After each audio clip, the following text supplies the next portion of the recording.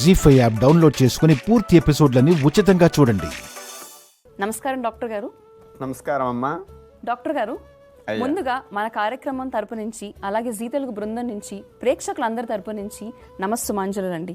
ముందుగా కాశీ అన్నపూర్ణ గారికి కూడా 2 సంవత్సరాల పాటు ఇన్ని వందల ఎపిసోడ్స్లో ప్రేక్షకులకు ఏవైతే సందేహాలు వస్తుంటాయో, అనుమానాలు వస్తుంటాయో వాటన్నిటినీ నా ద్వారా అనేక రకాల సందేహాలు నివృత్తి అయ్యేటట్టు మీరు చక్కటి పాత్ర నిర్వహించి 2 సంవత్సరాలు ఈ కార్యక్రమాన్ని చక్కగా ముందుకు నడిపించినందుకు మీకు నా హృదయపూర్వకమైన అభినందనలమ్మా. ధన్యవాదాలు డాక్టర్ గారు.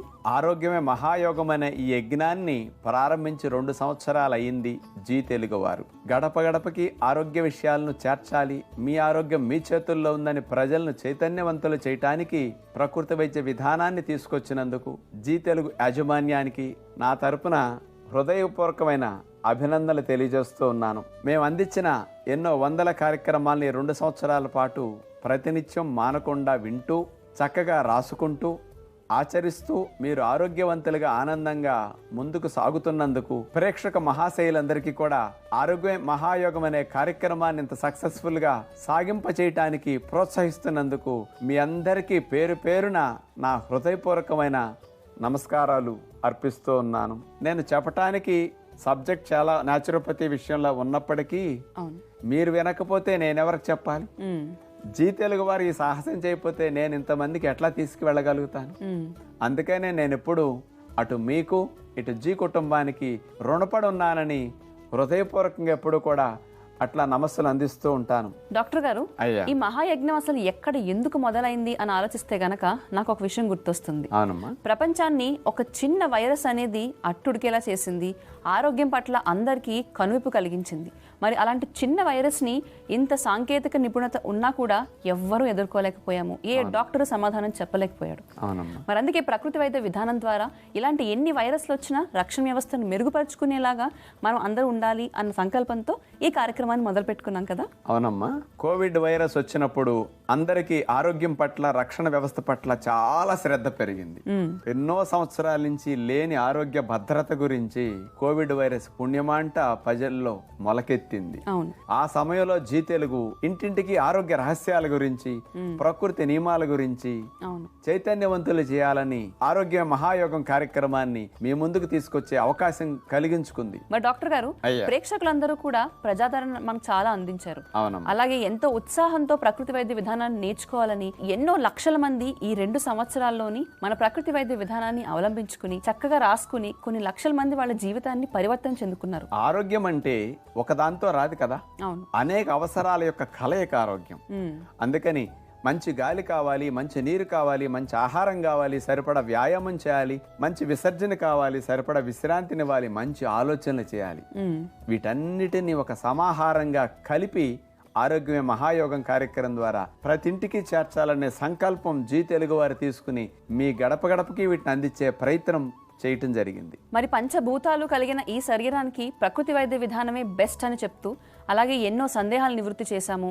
ఆహార విషయంలో అలాగే పాటించాల్సిన జీవనశైలి విధానాల విషయంలో కూడా ఎన్నో సెగ్మెంట్స్ ని మనం ప్రవేశపెట్టాం. అవునమ్మా. ఆడవారికి, వయసులో ఉన్న వారికి అందం ఎక్కువ కావాలి, అక్కడ నుంచి వంటల దాకా ఏ టు జెడ్ ఆరోగ్యానికి కావలసిన అన్ని విషయాలని, అన్ని రకాల సందేహాలు నివృత్తి అయ్యే విధంగా మనం కార్యక్రమాలను రూపొందించి అందించటం ఈ 2 సంవత్సరాలుగా వాళ్ళు చూస్తున్నారు, ఆదరిస్తున్నారు. మనం ప్రోత్సహిస్తూ వచ్చారంటే ఇన్ని కోణాల్లో మనం కలిపి అందించటం వల్లే. ఒక వయసు పైబడిన తర్వాత మాత్రమే ఇలాంటి విధానాలు ఫాలో అవ్వాలి, అప్పటి వరకు ఎలా ఉన్నా పర్వాలేదు అని అనుకుంటారు. ఈ ఆలోచన ధోరణి మన కార్యక్రమం మార్చింది. అవునమ్మా, చాలా మంచి విషయం చెప్పారు. ప్రకృతి వైద్యం అంటే రిటైర్ అయ్యాక ఆచరించేది, ఏదో ముసలా ముత్తక వాళ్ళు ఆచరించేది, జబ్బులున్న వాళ్ళు మాత్రమే ఆచరించేది. ఈ వయసు వారికి మాకెందుకు అనుకునే రోజుల్లో నేను మొదలెట్టాను. అలాంటిది ఇప్పుడు ట్రెండ్ మారిపోయి అన్ని వయసుల వారికి ప్రకృతి వైద్యం ఎంతో మేలు చేస్తుందని మీ అందరికీ ఆ నమ్మకం కలిగించింది, ఆ ఫలితాల్ని ఇచ్చి రుచి చూపించింది. అవును. ఇప్పుడు మా ఆవిడ గారు డాక్టర్, తను చాలా బిజీ, పైగా రెస్పాన్సిబుల్ ఉద్యోగం. టైం టు టైం డ్యూటీ చేయాలి, ఇటు ఇంట్లోనూ అటు ఆఫీస్లోనూ డబుల్ డ్యూటీ చేయాలి.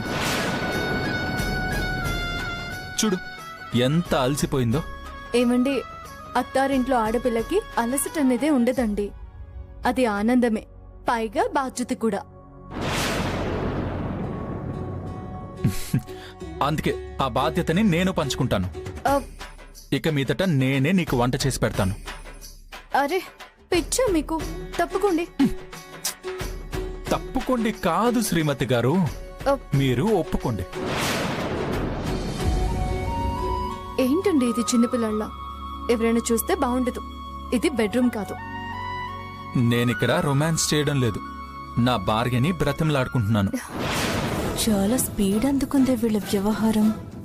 నేను 2 రోజులని చెప్పించాను, వీళ్ళు 2 గంటలు కూడా ఆగలేకపోతున్నారు. చెప్తాను. ఏమండి ప్లీజ్ నా మాట వినండి. ఆడవాళ్ళు చేసే పని ఆడవాళ్లే చేయాలి, మగవాళ్ళు చేసే పని మగవాళ్లే చేయాలి. మీరు వెళ్ళి ఫ్రెష్ అవ్వండి, ఆఫీస్కి వెళ్ళాలి కదా. పదండి. ఏంటి ఆడాళ్ళ పని మగాళ్ళ పని? అలా రూల్ ఏమైనా ఉందా? వంట చేయడం మగాళ్ళ పని కాదని ఎవరు చెప్పారు? ఇప్పుడు నల్లుడు భీముడు ఎలాంటి వంటకాళ్ళు? నలభీమ పాకం అన్నారు గాని ద్రౌపది పాకం అని ఎక్కడైనా చదివావా? పురాణాల్లో కూడా మగవాళ్ల వంటకే పెద్దపీట వేశారు తెలుసా? బాగుందండి, బాగానే కనెక్ట్ చేశారు. కనెక్ట్ చేయడం ఏంటి? ఇది పురాణం. ఇప్పుడు నువ్వు వెళ్ళి రెడీ అవ్వు, నేను వంట ఫినిష్ చేసేసి వస్తాను. ఇంత మొండి పట్టుదల ఎందుకండి మీకు? అదే నాకు అర్థం కావట్లేదు వదినా. అర్థం కాకపోనీకి, ఆలోచించనీకి ఇంకేం లే శాన్వి. విషయం నీ చేతుల్లోంచి నా చేతుల్లోంచి జారిపోయింది.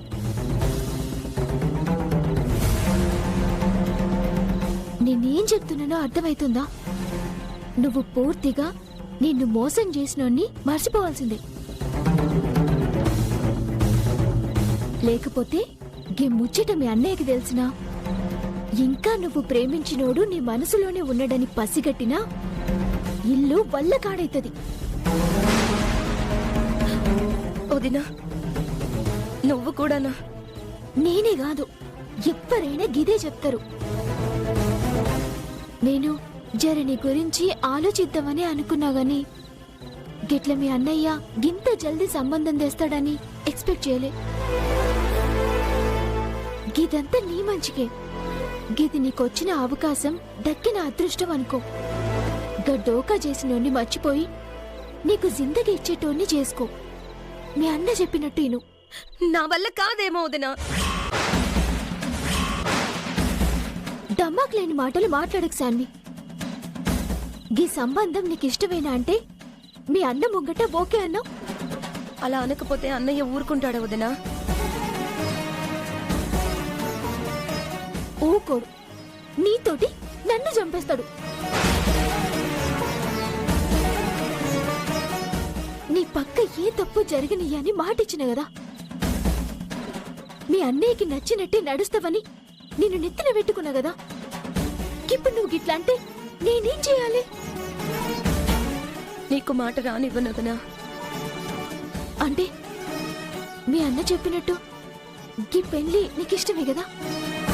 రేపు ఎంగేజ్మెంట్ లో కూర్చుంటావు కదా. అదే అర్థం కావట్లేదు వదినా. దేవుడా, ఇదేంది మళ్ళా? ఎందుకు ఇట్లా గడుకో తీరు మాట్లాడుతున్నావు?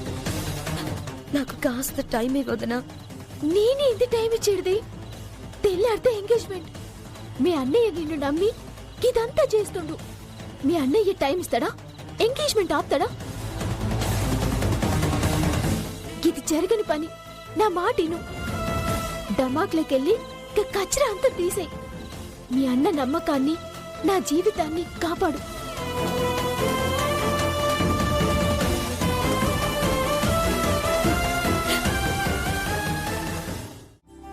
ఏం చేసావు నువ్వు గ్రేట్ అనాలి?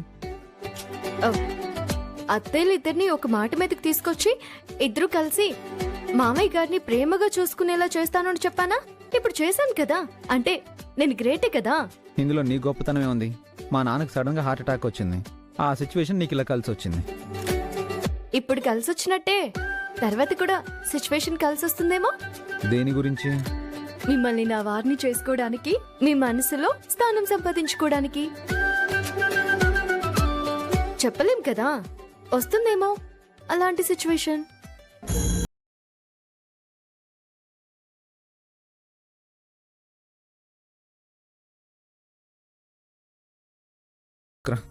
దేనికి? తీసుకురా చెప్తా.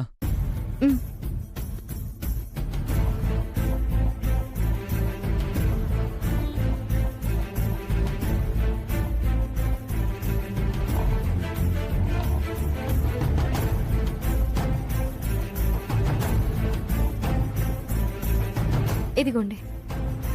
ఎందుకు తెమ్మన్నారు?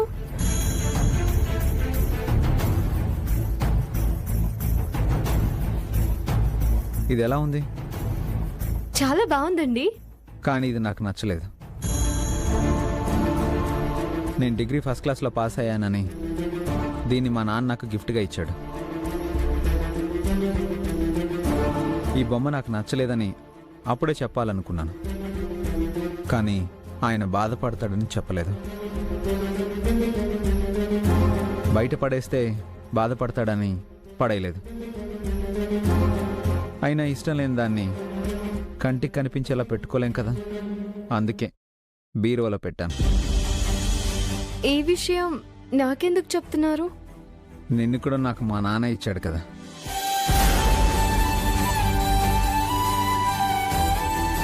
సేమ్ ఈ బొమ్మ విషయంలో నేనేం ఫీల్ అయ్యానో నీ విషయంలో కూడా అదే ఫీల్ అవుతున్నాను. నువ్వు నచ్చలేదు. అంటే ఈ బొమ్మ నేను ఒకటేనా? చిన్న తేడా ఉంది. దీనికి ప్రాణం లేదు, నీకు ప్రాణం ఉంది.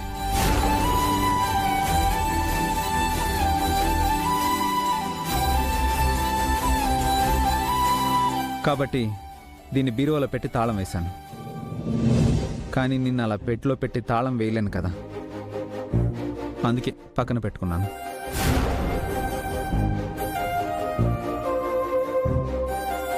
పాపం ఇది బొమ్మ కాబట్టి దీనికి ఎలాంటి హక్కులు అధికారాలు లేవు.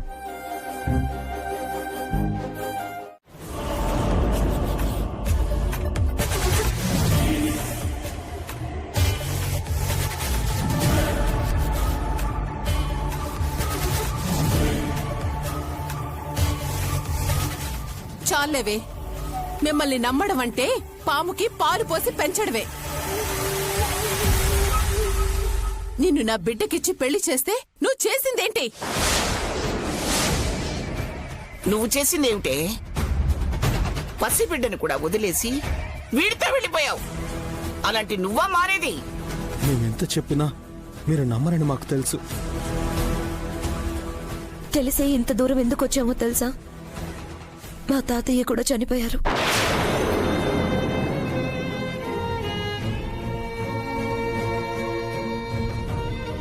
ఇక నుంచి ఆ రోజు నన్ను ఆదరించిన ఈ ఇల్లే నా పుట్టిల్లు. ఆ రోజు గొడవ చేసి నా బిడ్డ నాకు కాకుండా చేసుకున్నాను. కనీసం ఈ బిడ్డనైనా మంచి తల్లిగా పెంచుకోవాలని ఆశపడుతున్నాను.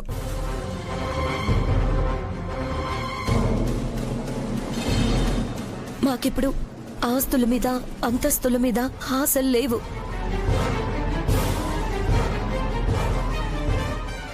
మా బిడ్డ ఈ లోకం చూసేసరికి మమ్మల్ని అసహించుకునేలా మేము ఉండకూడదు.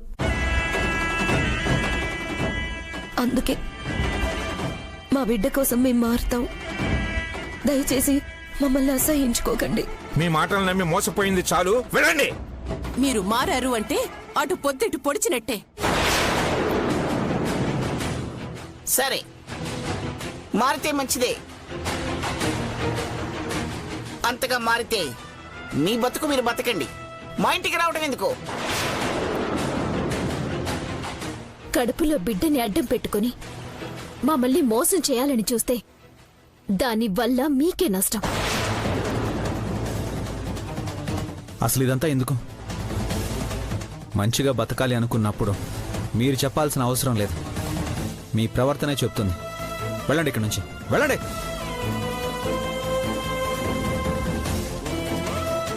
అర్థమైంది. మేము ఎంత చెప్పినా మీరెవ్వరూ నమ్మరని నాకు అర్థమైంది. శౌర్య అన్నట్టు మారిన మనుషులుగా మా బ్రతుకు మేం బ్రతికి చూపిస్తాం. కనీసం అప్పుడైనా మా అని చెప్పుకోవడానికి మీరుంటే చాలు మాకు.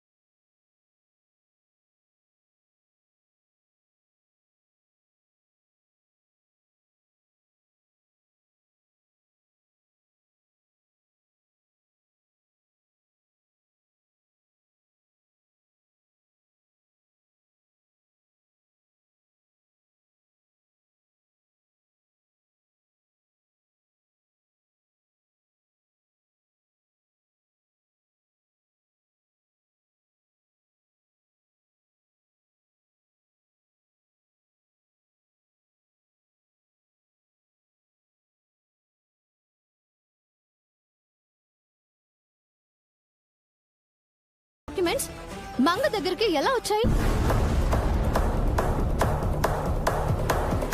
బావుగారు, చిన్నపిల్ల ఆ డాక్యుమెంట్స్ ని మీ బ్యాగ్ నుంచో మీ డ్రా నుంచో తీయలేదు కదా పాప.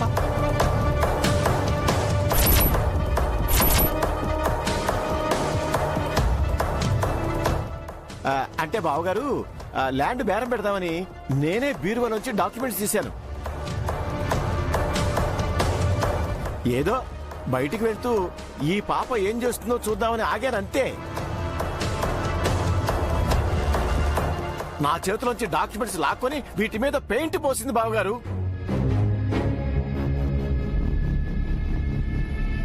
అబద్ధం, నేనలా చేయలేదు. ఈ తాతయ్యే ఆ పేపర్స్ ని నా పెయింట్స్ పక్కన పెట్టారు.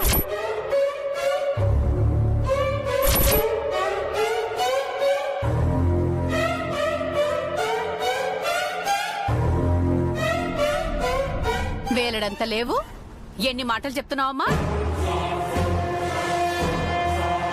మా డాక్యుమెంట్స్ ని మేమే పాడు చేసుకున్నామంటున్నావా? బాలవాక్కు బ్రహ్మవాక్కు అంటారు. పసిపిల్లలు అబద్ధం చెప్పరు. అంటే ఏంటి హర్షబాబు, వాళ్ళు అబద్ధం చెప్తున్నారా? ఈ పని పిల్లల్ని నమ్ముతారు, బంధువుల్ని నమ్మరా? అయినా వాళ్ళెందుకు అబద్ధం చెప్తారు?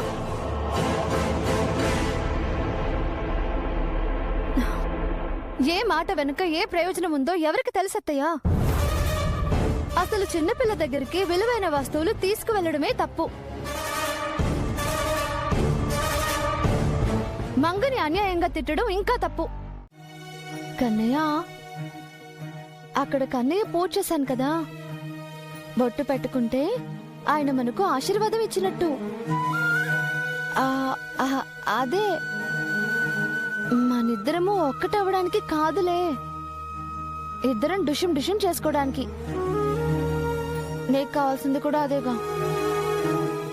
కనీసం ఆ ఆశీర్వాదమైనా దక్కుతుంది. అనవసరంగా ఇరిటేట్ చేయకు. నేను చేసింది పూజ, హారతి తీసుకోను, బొట్టు పెట్టుకోను అని ఇరిటేట్ చేస్తుంది నువ్వు.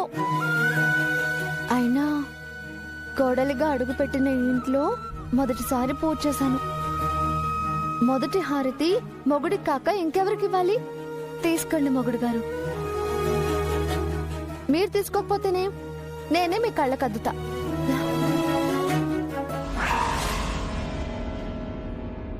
ఇంకా ఏముందని అద్దటానికి? నీ చేతులతో నిప్పంటించి ఈ ఇంటికే పొగ పట్టించావు. అది పూర్తిగా తగలబడిపోయేదాకా ఇక్కడే ఉంటావుగా. ఓరి నా మొగుడు, నేను నిన్నెక్కడికి తీసుకెళ్ళినా చుట్టూ తిరిగి మళ్ళీ ఇక్కడికే తీసుకొస్తావు. ఇక్కడ నేను ఫైర్ని కాదు, ఫైర్ ఇంజన్ని. ఆ మంటని ఆర్పడానికే వచ్చాను. నువ్వు అది అర్థం చేసుకోవేంటి? సరే సరే, అయినా మన మధ్య ఇప్పుడు గొడవలు ఎందుకు? బొట్టు పెట్టుకో. ఇరిటేట్ చేయకు. అరే అరే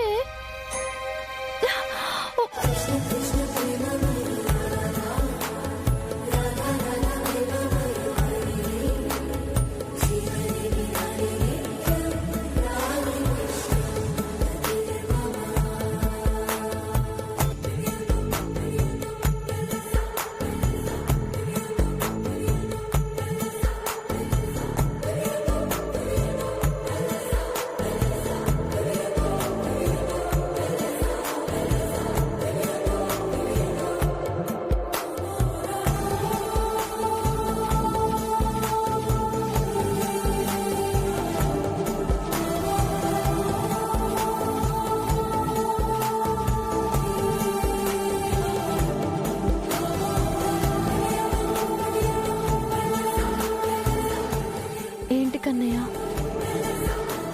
ఇలా అంటే బొట్టు నేను అప్పుడే పెట్టేదాన్ని కదా.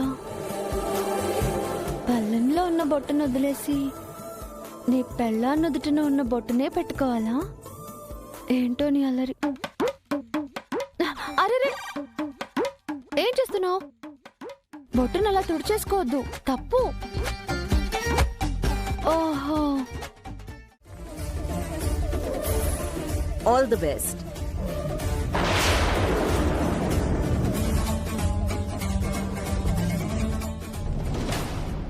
గేమ్ ఇప్పుడు స్టార్ట్ అయింది. నువ్విక్కడ స్టెప్పులు వేస్తూ ఉండు. పాట పూర్తయ్యేలోపు నేను నీ చెల్లెల్ని స్ట్రెచర్ ఎక్కిస్తాను.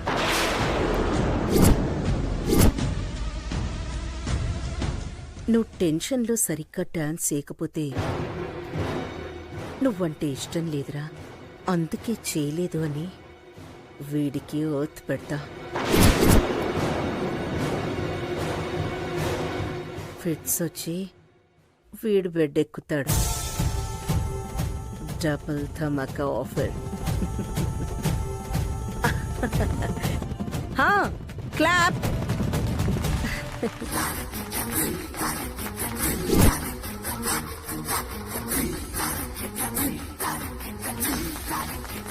కమోన్ వైష్ణవి.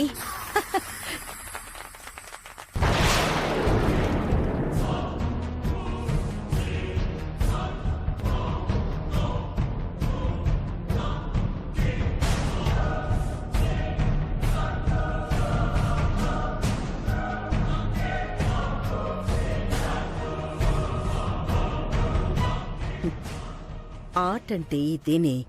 పిల్ల కాకిలా కావు కావని అరవటం కాదు. కర్రంటి షాక్ ఎలా ఉంటుందో ఇప్పుడు నీకు తెలుస్తుంది. మాడి మసైపోతావు. ఇప్పుడు అసలు కథ మొదలవుతుంది. ఆట పాట అల్లరి పాలవుతుంది.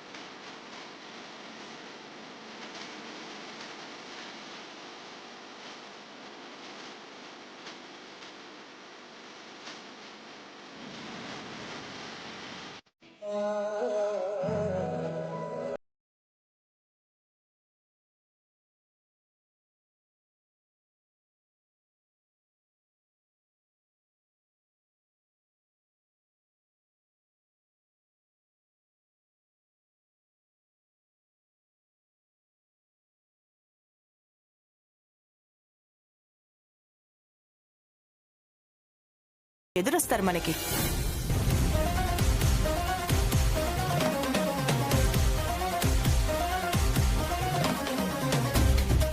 అంతా పరమేశ్వరుడి దయ.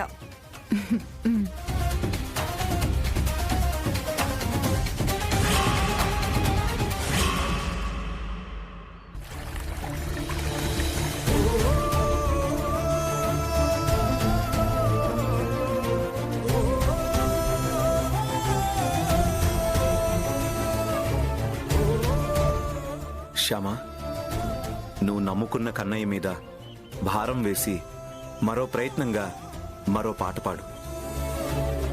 కన్నయ్య దయ ఉంటే ఖచ్చితంగా డాడీలో మార్పు వస్తుంది. అలాగే అఖిల్ బాబు.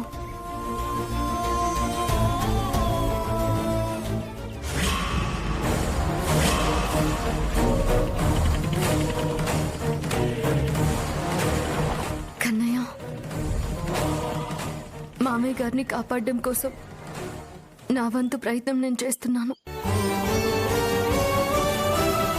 నీ ఆశీస్సులు ఉంటే గాని నా ప్రయత్నం విజయవంతం కాదు. నేను నిజంగా నీ భక్తురాలనే అయితే, నీ మీద నాకున్న భక్తి నిజమే అయితే, నా పాటలో పదంగా నువ్వు మారాలి. నా స్వరంలో వరంగా నువ్వు నిలవాలి.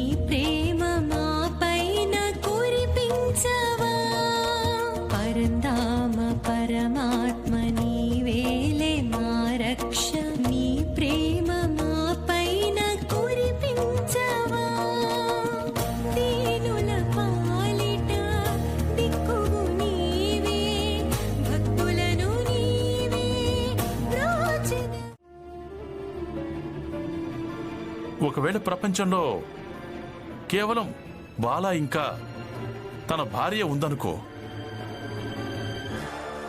అప్పుడు బాలా పెద్ద జాతి వాడైపోయాడు. ఇక వాడి భార్య చిన్న జాతిది. కానీ ఇదంతా అంతమైపోవడం మంచిది. అందరికీ సమానమైన అధికారం లభించడం మంచిది. అందరినీ సమానంగా భావించి తీరాలి. ఇది ఎలా సాధ్యమవుతుందో తెలియదు, కానీ జరిగి తీరాలి. అది చట్టం చేసినా సరే,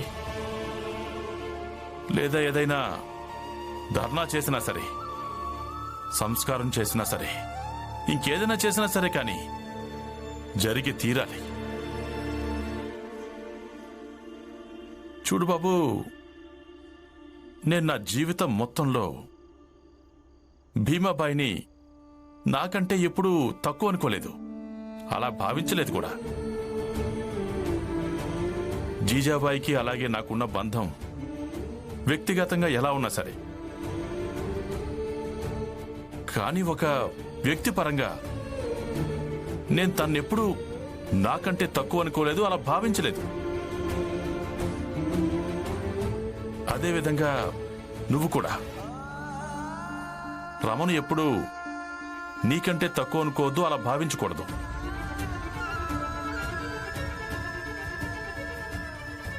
ఎలా అయితే నువ్వు అందరికీ అన్ని అర్థమయ్యేలా చెప్తావు కదా, అదేవిధంగా ఈ విషయం కూడా చెప్పాలి.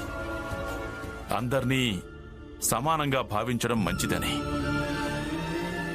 అందరినీ.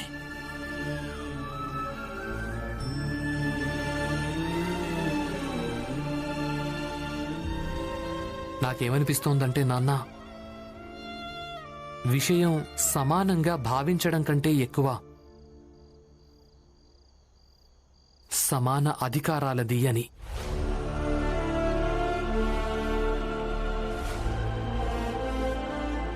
భవిష్యత్తులో ఎప్పుడైనా అవకాశం దొరికితే నేను రాస్తాను. ఈ సమాన అధికారాల గురించి నేను ఖచ్చితంగా రాస్తాను నాన్న.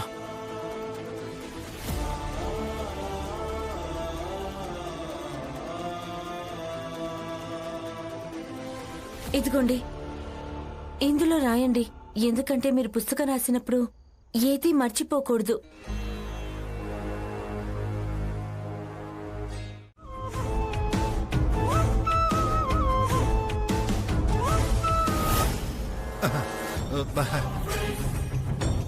ఇదిగో driver, ticket.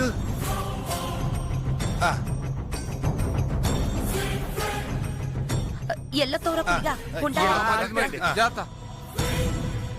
Bye bye bye. ఏంటి బాబు కొట్టావు? అలా ఫాలో అవ్వాలి కదా.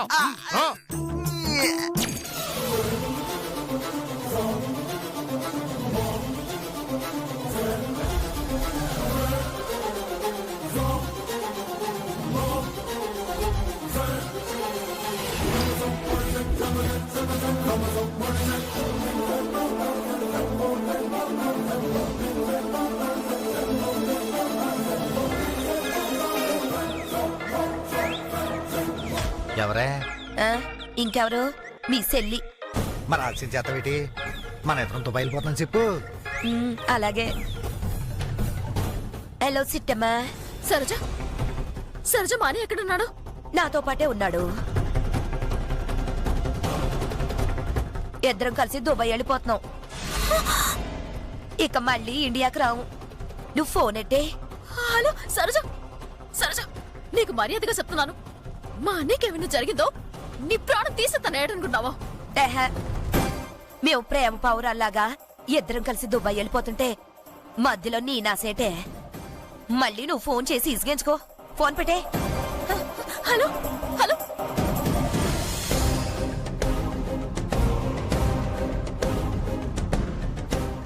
స్విచ్ ఆఫ్ చేసావనుకో ఇక మళ్ళీ జోలికి రాదు. అలాగే. ఇదిగో డ్రైవరు, బేగా పోనీ. బాబా, ఆ సరోజ మాని తీసుకొని దుబాయ్కి వెళ్ళిపోతుందంట. ఫోన్ కూడా స్విచ్ ఆఫ్ చేసింది. నాకెందుకో భయంగా ఉంది బాబా. నువ్వు భయపడకు చిట్టమ్మా. దుబాయ్కి వెళ్ళాలంటే వాళ్ళు రాజమండ్రి ఎయిర్పోర్ట్కి వెళ్ళాలి. వాళ్ళు ఎయిర్పోర్ట్కి వెళ్ళేలోపు మనం వెళ్ళి వాళ్ళని పట్టుకోవాలి. జరిగిందంతా మీ అన్నయ్యకి చెప్పాలి. అవును బాబా, త్వరగా పని, త్వరగా పని.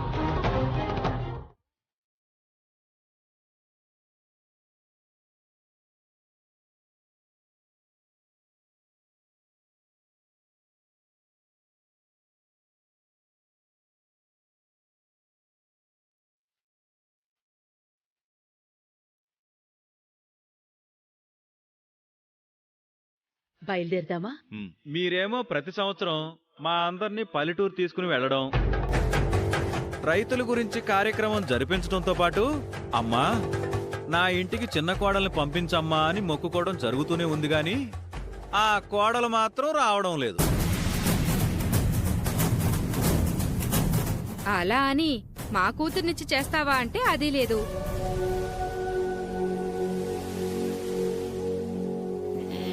ఇంకెంతకాలమో ఈ పడిగాపులు.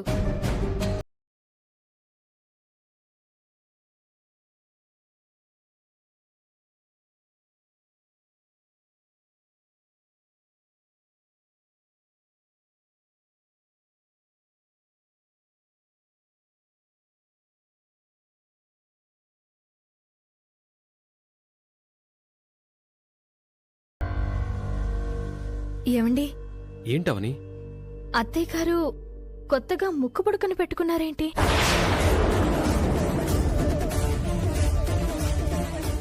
నేను వచ్చినప్పటి నుంచి చూస్తున్నాను. ఆ ముక్కు పుడకను ధరించలేదు. పైగా అదేదో ఆడవాళ్ళు సరదాగా ధరించేదిలా లేదు. పూజ గది నుంచి తీసుకొచ్చారంటే దానికి ఖచ్చితంగా ఏదో ప్రత్యేకత ఉండే ఉంటుంది.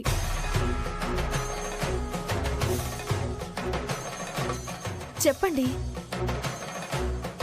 దాని గురించి నీతో నిజం చెప్పలేని పరిస్థితి నాది. కానీ అబద్ధం చెప్పి తప్పించుకోక తప్పదు. ఏం ఆలోచిస్తున్నారు? చెప్పండి.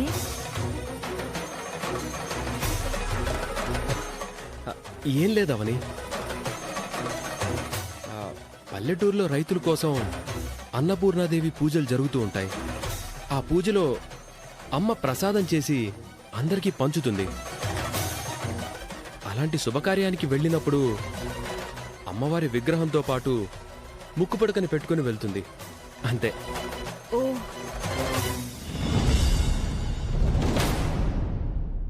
మీకొక విషయం చెప్పనా? ఆ ముక్కు పుడకని చూడగానే నేను ఏదో తెలియని భావనకు గురయ్యాను. ఒళ్ళంతా ఒక్కసారిగా జలధరించినట్టయింది. ఎందుకలా జరిగిందో నాకు అర్థం కావడం లేదు. అమ్మ జాతకం నీ జాతకం ఒక్కటై ఉంటే ఆ ముక్కు పుడకను నువ్వు ధరించి ఈ కార్యక్రమం నీ చేతులపై జరుగుండేదవని.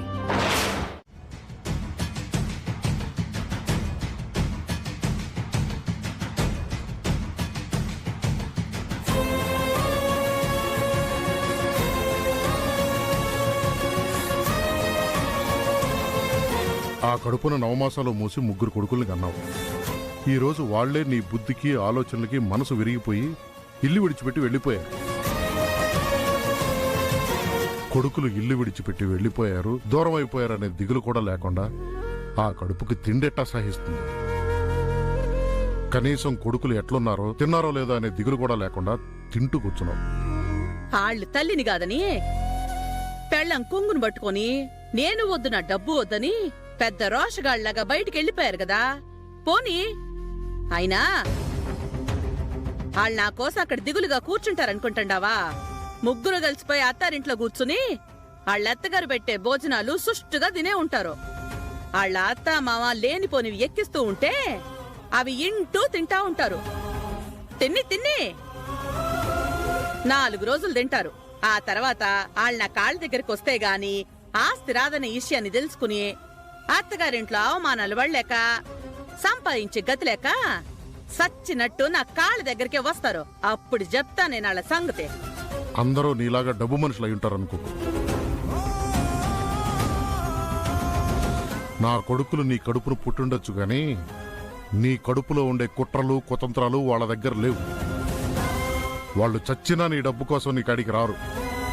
నువ్వు పోయి నీ మనసు మార్చుకుని వాళ్ళని పిలిచి తప్పైపోయింది క్షమించండి అనేంత వరకు ఈ ఇంట్లో అడుగు పెట్టరు. అప్పుడు కూడా నిన్ను నమ్ముతారో లేదో. పొద్దున్నే టిఫిన్ తినకుండా జాతకాలు బాగానే చెప్తుండవు గాని నువ్వనుకున్నవి ఏమీ జరిగేవి కాదు. వాళ్ళు సచ్చినట్టు నా కాళ్ళ దగ్గరికి రావాల్సిందే. ఆ రోజు వస్తుంది, ఎంత దూరంలో లేదు. చెల్లాయ్, నా కాడ డబ్బుంది ఆళ్లే చచ్చినట్టు వస్తారని నువ్వు అనుకుంటున్నావు గాని వాళ్ళంత సులువుగా వచ్చేట్టు కనపట్టలా. నేనెళ్ళి మాట్లాడొచ్చాను కదా. అబ్బబ్బబ్బబ్బబ్బబ్బా, ఒక్కొక్కడు ఎన్ని మాటలు మాట్లాడారు. దానికి తోడు నీ కోడళ్ళు. అబ్బు, వాడదేమైంటో చెప్పేదా? 4 రోజులకి నువ్వే దిగులు పెట్టుకుని మిమ్మల్ని నేను చూడకుండా ఉండలేకపోతున్నానరా. నేను చేసిన తప్పేనని చెంపలేసుకుని నువ్వే వాళ్ళని బతిమాలు తీసుకొస్తావని బాగా గట్టి నమ్మకంతో ఉన్నారు. కనకం, ఎప్పటికైనా నీ కొడుకుల్ని నువ్వు కాదనుకుంటావా ఏంటి? ఏదో ఒక రకంగా పిల్లకాయల్ని ఇంటికి పిలిపించుకోవాలి. ఇది కరెక్ట్ కాదు. మౌ, నేను సచ్చినా దిగిపోయి వాళ్ళని రమ్మన్ను. వాళ్లే నా కాళ్ళ కాడికి రావాలి. నా కోడళ్ళు తప్పైపోయిందని చెంపలేసుకోవాలి. నా కొడుకులో నువ్వు లేకుండా డబ్బు లేకుండా బతకలేమే తల్లి అని చెప్పి నా కాళ్ళ మీద పడాలి. అంతే తప్ప నేను మాత్రం వాళ్ళ కోసం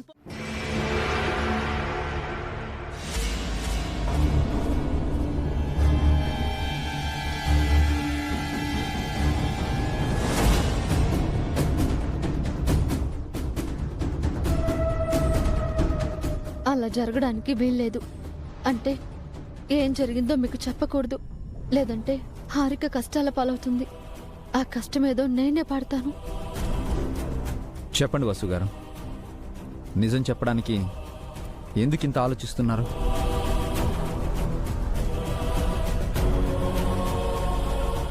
మీరు ఇలా మౌనంగా ఉండడం కరెక్ట్ కాదు వసు గారు. మీకోసం మేమంతా ఉన్నాం. నన్ను క్షమించండి, ఇప్పుడు నేనేం చెప్పలేను. వసు గారు,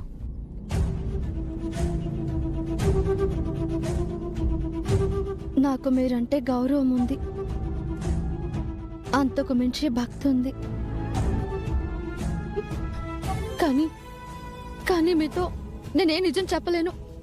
నన్ను బలవంతం చేయకండి.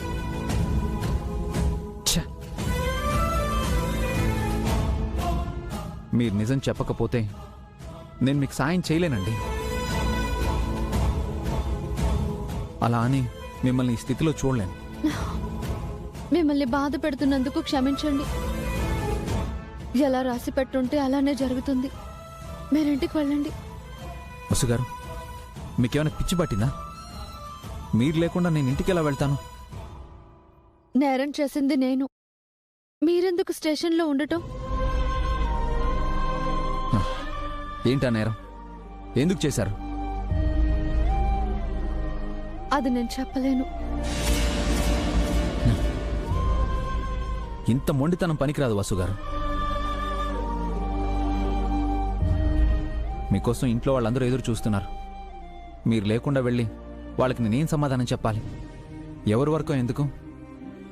మా మమ్మీ ఎక్కడ డాడీ అని బన్నీ నిలదీస్తే నేను వాడికి ఏమని సమాధానం చెప్పాలి?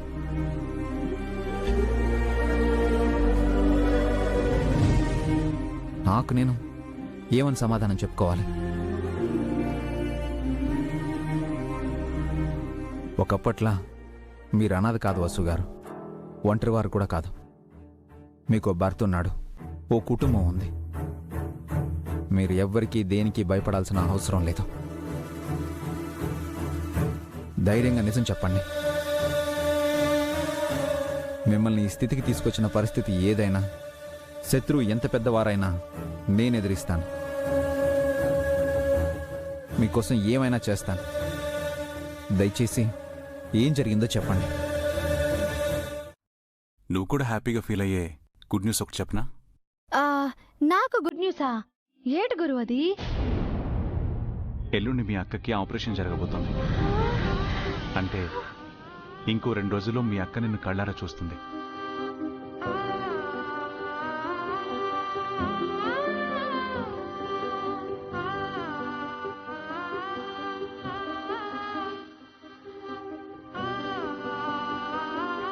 గురు, నువ్వు చెప్పేది నిజమా?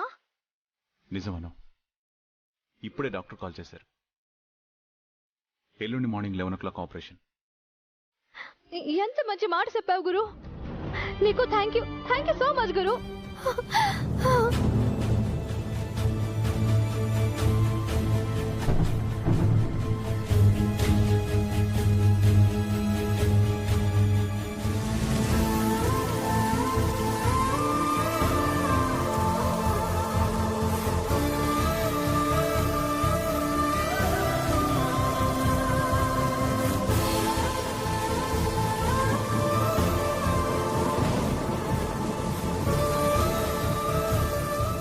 నీకు చాలా రుణపడిపోయాను గురు. నీకు నాకు మధ్య రుణాలేంటను? నీ సంతోషం కోసం నేను ఏమైనా చేస్తాను. గురు, అంటే ఇక మీదట మా అక్క నన్ను రాముని సోతది కదా, తన కళ్ళు కనిపిస్తాయి కదా, ఇక తను ఎవరి మీద ఆధారపడాల్సిన అవసరం లేదు కదా. నువ్వనుకున్నట్టుగానే మీ అక్క కళ్ళొస్తాయి. మీ తమ్ముడు కూడా బాగా చదువుకుంటాడు. వాళ్ళు సంతోషంగా ఉంటారు. ఈ మాట చాలు గురు. గురు, ఒకసారి నీ ఫోన్ ఇస్తావా? మా అక్కకి ఫోన్ చేసి ఇస్తాను. ఇప్పుడు వస్తాను గురు. అప్పు, ఇలా రెడీ అయ్యి రమ్మన్నావు దేనికి? భూపతి పిల్లాన్ని డైవర్ట్ చేయడానికి రామారావు. ఆవిడ స్టైల్స్ చూసుకోవడంలోనే మునిగిపోవాలి. ఆలోపు భూపతిని ముంచేద్దామన్న ప్లానా? Yes, super. నువ్వు కలిసిపోయావని తెలిసాక ఫుల్ హ్యాపీగా ఉంది రాజేష్. నువ్వే రామారావు అని తెలిసాక నేను ఆశ్చర్యపోయాను. అంతా మీ సేఫ్టీ కోసమే. డైరెక్టర్ గా రెడీయా? రామారావు వస్తున్నారు. ఈసారి ఆచితూచి ప్రవర్తించాలయోయ్. నా దృష్టి అంతా బిజినెస్ మీదే పెడతా. మేం మరలుస్తాంగా. ఏమయ్యా, నీది కూడా? సరే జాను, లాభాల మీదే ఉంటుంది. పద. అబ్బా, ఏకంగా లాభాలే నష్టాలే. ఏంటి పరిమళ, క్లబ్ ఓపెనింగ్ కి నువ్వు వెళ్తున్నావా? మమ్మల్ని పిలవలేదే? భలే వాళ్ళే అప్పు. ఈ ఫంక్షన్ ఎవరిది? మనదే కదా. పదండి. పరిమళ పద పద గొడుగుది.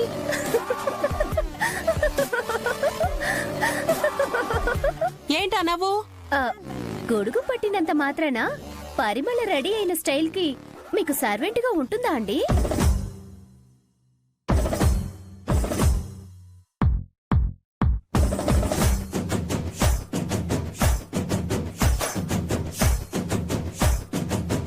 అవునేంటి ఇంతలా రెడీ అయ్యో? ఏ అమ్మగారు బాలేనా? బాగుంది. నువ్వే ఇంత ఫ్యాషన్ గా ముస్తాబైతే ఇక మీ అమ్మగారు ఎలా ఉండాలి కదా? టాప్ లేచిపోద్దు. బా ఎందుకు లేవే? ఏవయోయ్, పరిమళ ఇలా ఉంటే దానికి పనిచ్చిన నేనెలా ఉండాలి? అవును బాబాయ్ గారు, ఎందుకులే అని ఎందుకంటున్నారు? ఏముందమ్మా మట్టి మాశానం. నా జాను ఎట్లా ఉన్నా బాగుంటుంది. అవుననుకో, కానీ అట్టా ఉన్నా కూడా బాగుంటాను మీ అమ్మతోడు. సరే, ఎవరవుతున్నారు? వెళ్ళు. సరే వస్తా, తగ్గేదే లేదు మీ అమ్మతోడు.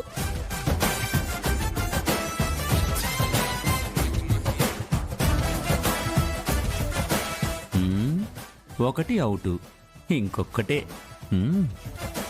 మావయ్య, పెట్టుబడి ఎంతైందేంటి? ఆ ఇచ్చే ఇచ్చుళ్ళన్నీ కలిపితే ఓ 15 లక్షలు దాటింది అల్లుడు. అబ్బో, దానికి ఎంట్రీ ఛార్జ్ ఒకటే తీసుకుంటే వర్కౌట్ అవుదు మావయ్య. లాభం రావాలంటే ఏం చేయాలి అల్లుడు? మీకు ఆటం వచ్చా? వచ్చా ఏంటి? చెయ్యి తిరిగితే మన ఆట మామూలుగా ఉండదు. మరింకే తిప్పండి మావయ్య. ఏంటి ఇప్పుడు నన్ను ఆడమంటున్నావా? పాప పుట్టినరోజున మీరిలా కన్నీళ్లు పెట్టుకోవడం ఏంటి మేడం?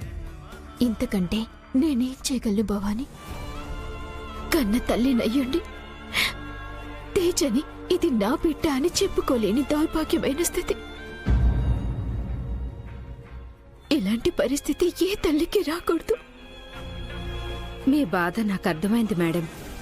కానీ తేజ మీ పాపని తెలిస్తే వాళ్ళు తీసుకెళ్లిపోతారన్న భయంతోనే కదా తేజ నా కూతురని చెప్పాల్సి వచ్చింది.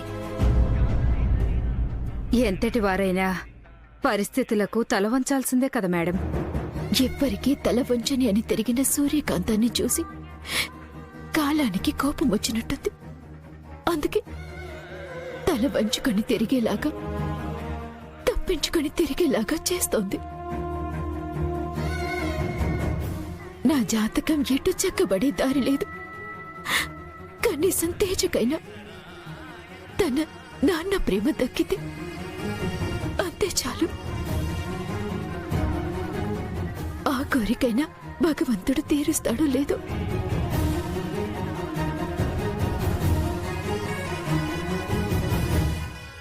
ఓం నమ శివాయ.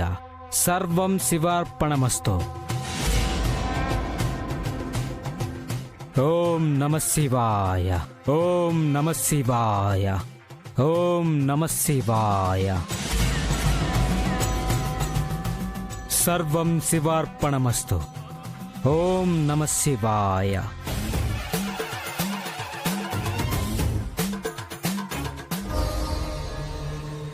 నమస్కారం స్వామి. అంతా మీరు చెప్పినట్టే జరిగింది స్వామి. నన్ను కాదనుకుని వెళ్లిపోయిన నా భర్త ఇన్ని సంవత్సరాలకు నన్ను వెతుక్కుంటూ తిరిగి వచ్చాడు. మీరు చెప్పినట్లే నా బిడ్డకు తండ్రి ప్రేమ దొరికింది స్వామి. అంతా మీ ఆశీర్వాదం.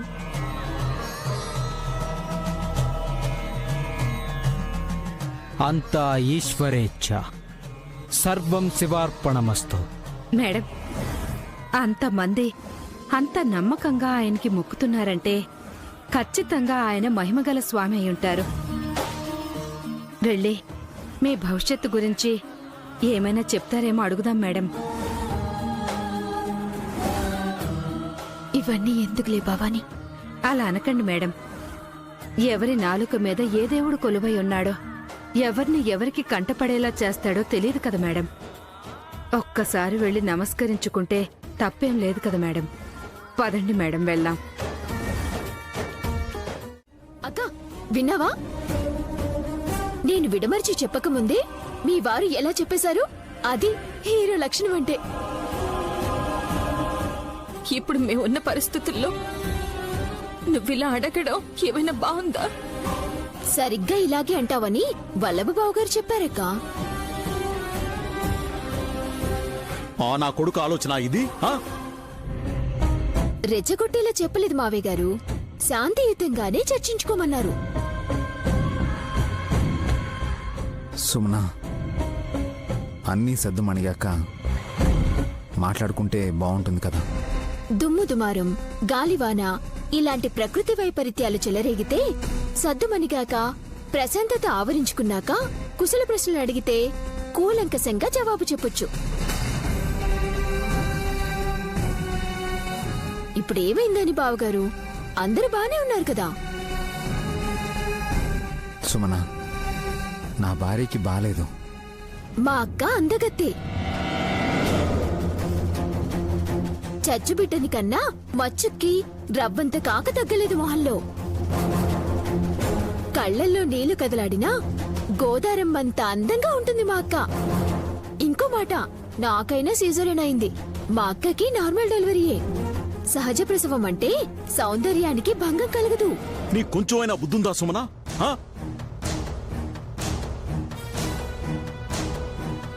బిడ్డను పోగొట్టుకున్న బాధలో వాళ్ళుంటే ఆస్తి పంపకాల గురించి మాట్లాడుతున్నావా? నాకు బుద్ధి లేనట్టే వాళ్ళకి బిడ్డ లేదు కదా. సుమనా, సుమనా, సుమనా, సుమనా, సుమనా, సుమనా. బాబుగారు, శాంతం. చిన్నపిల్ల తెలుసో తెలియక మాట్లాడుతుంది.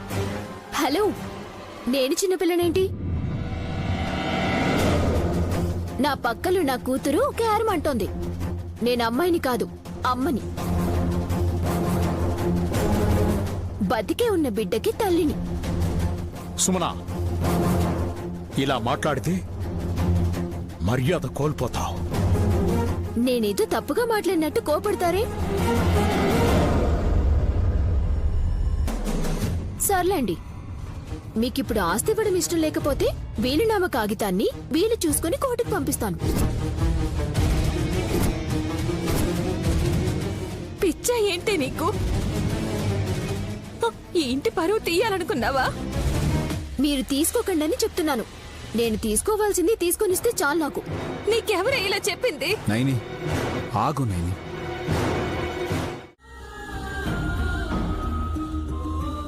మనకి నిజం ముందే తెలిసినా వైదేహికి చెప్పకుండా తప్పు చేశావేమో మ్యాగీ. ముందే చెప్పుంటే ఇలా అపార్థం చేసుకునేది కాదు. అసలు చంచల ప్రాబ్లమే లేకపోయింటే ఎప్పుడో చెప్పేసి ఉండేదాన్ని కదా.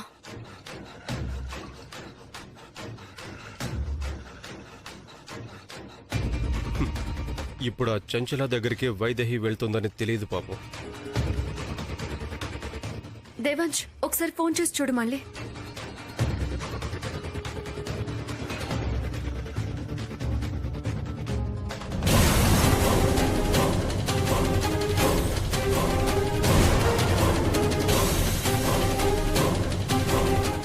ఇదేంటిది?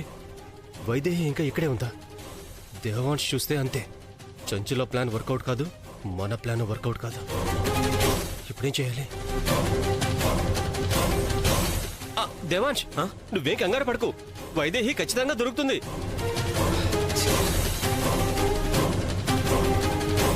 ఇప్పుడేం చేద్దాం? ఎక్కడికి వెళ్ళి ఉంటుంది? ఎలాగైనా తనే నీ మరుదులు అని చెప్పాలి దేవాంశ్, అప్పటికని కనిపించదు. తను ఎక్కడుందో తెలియకుండా ఎలా చెప్పేది? దేవాంశ్, మనం ఇటువైపు వెళ్ళి చూద్దాం. ఇప్పుడు అట్నుంచే కదా వచ్చాం. అంటే అదే, మళ్ళీ ఇంకొకసారి వెతుకుదామని చెప్తున్నాను. కొంచెంసేపు ఆలోచించుకొని.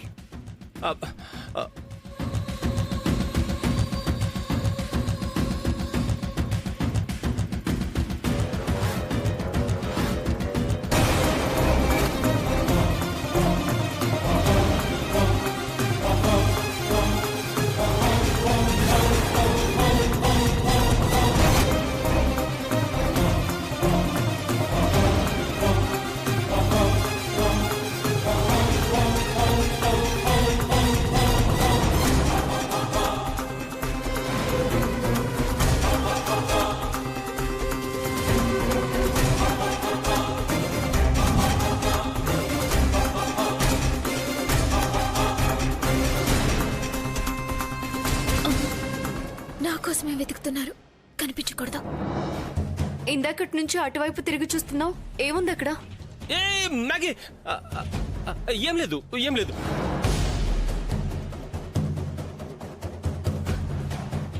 ఏదో ఉంది, నువ్వేదో చూస్తున్నావు.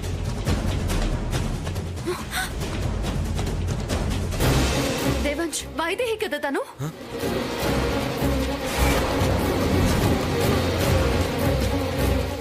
జీ5 యాప్ డౌన్లోడ్ చేసి అన్ని ఎపిసోడ్స్ పూర్తి ఉచితంగా చూడండి.